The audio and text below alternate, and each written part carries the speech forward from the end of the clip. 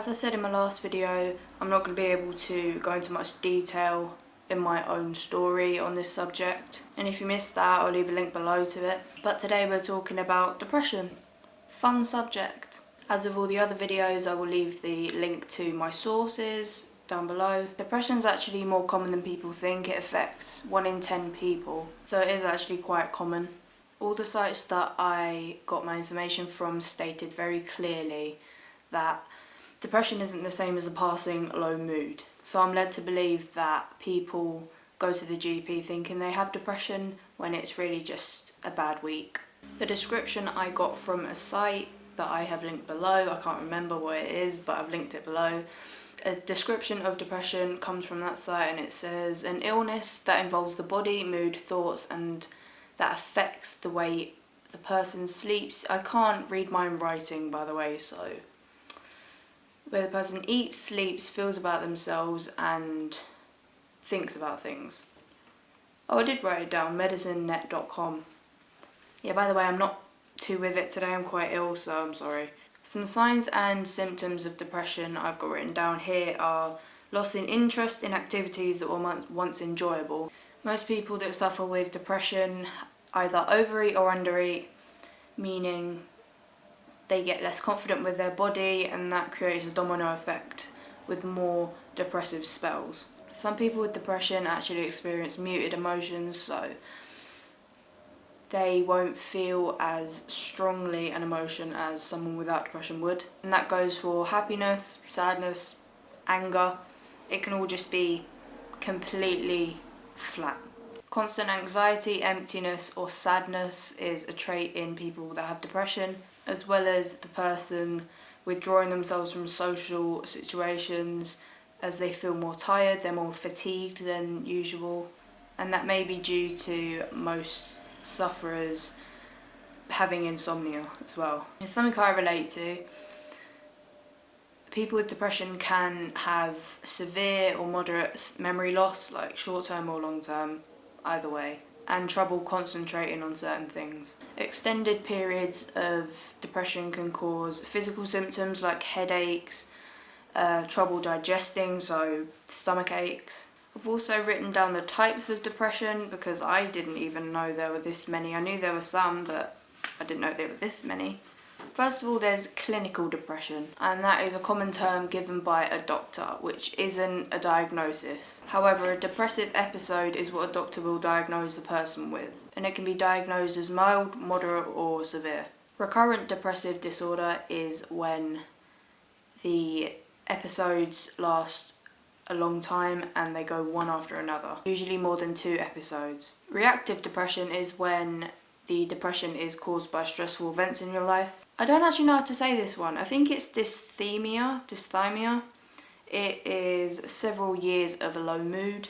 Manic depression is the old term for bipolar disorder, which is many highs, many lows, quite extreme scales.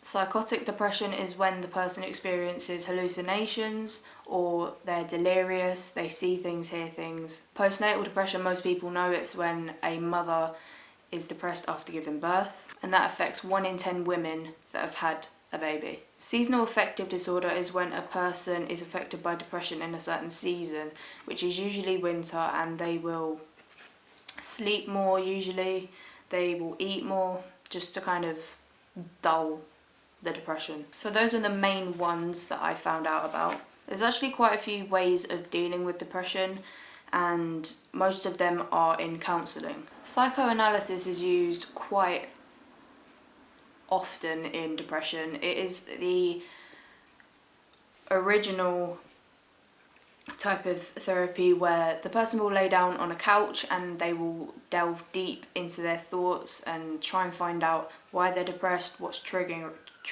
them. Told you, I'm not all there today. Cognitive therapy is when the therapist works with the sufferer to try and find what's wrong. It's a less deep treatment. It doesn't go so far into the person's head and thoughts, and it usually lasts up to 16 weeks, so it's quite a packed in therapy. Behaviour therapy kind of works in the same way. works quite quickly, but it focuses more on the behaviour of the person, as it suggests in the name. This is often paired with cognitive therapy, which is CBT, which is also used in anxiety.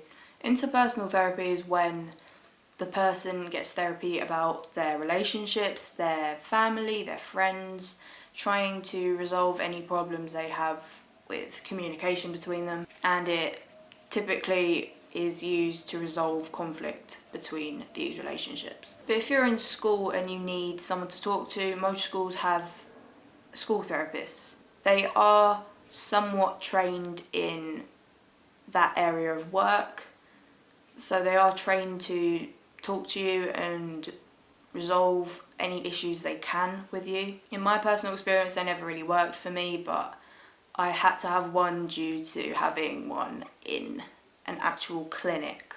If you do speak to one and they feel like you do need a separate clinical therapist, they will contact one for you and it will be sorted out for you. So next is medication. Now there are a lot of long words here, so bear with me as I'm reading.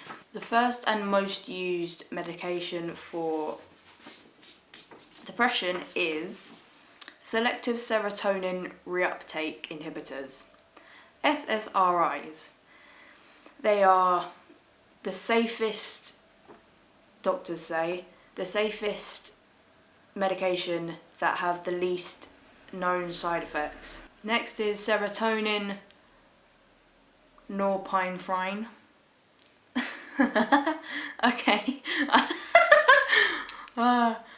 That reuptake inhibitors, SNRIs. As we go down the list, they hold more and more effects and risks.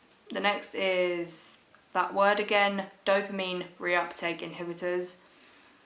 One of the few meds that aren't frequently associated with sexual side effects. Atypical medications are more known as a sedation drug that are taken at night before you go to sleep. Now I don't know how to say this one. Tricyclic antidepressants. They can be effective, but they do tend to have more risks in taking them, and they aren't usually prescribed to the person unless they've taken the first drug that I mentioned, and if that doesn't work they would be prescribed this one. This is the scariest one. Monoamine oxidase inhibitors. How did I get an A in English?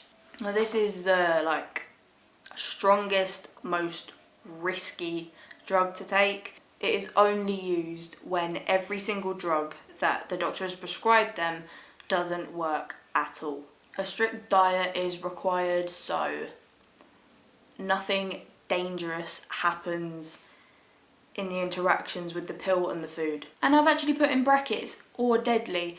That's scary. Like last time, now it's my experience. So if you've watched this up till now and you enjoyed it, please leave me a like, subscribe if you want to. But now it's the boring part, sorry. So I was about 10 when I started to have problems, I'd say. There were no real causes for my depression. It just happened. I was in therapy for 2 or 3 years for depression, and nobody that I was with, I went through about 4 different counsellors. None of them could figure out what was actually wrong with me. My depression caused a domino effect with other illnesses, including anxiety, eating disorders, loads of little things. As I mentioned in my last video, a huge blow to my brain, not physically, mentally and emotionally. A big blow to my brain caused a huge wipeout in my memory in terms of depression, and I said it in that video, you can go and check it out. As I said, I did get treatment, and that was mainly because I refused to go to school. I was that bad, I just didn't go in. But the treatment didn't actually end it for me. I do still get weeks where I'm feeling down. It feels like I'm depressed, but after I come out of it, I realise I wasn't. And finally, it made me emotionally numb permanently. I still find things funny, I still care about people, but I struggle to give a shit about certain things, including when I get insulted. I don't really care. When huge emotional things happen, I'm the one that doesn't really get affected by it. Things like that, just, they don't trigger anything in my head anymore. That wouldn't go well with some people, but for me, it works because I'm such a selfless person. I don't really put much into myself. It helps me deal with it. It is hard sometimes, it does get to me. Like, I sit there at night sometimes and I'm like, why aren't I crying over this? Why am I not feeling the way I should feel? But I just don't, and I've got to deal with that, I guess. So yeah, thank you for watching. I'm sorry if it was a very, very low energy video. I don't feel great, as I said. But if you enjoyed, as I said, thumbs up. Subscribe if you want to see more of this type of video happening. I'm not even going to edit that out. Fuck that. I'll see you guys later.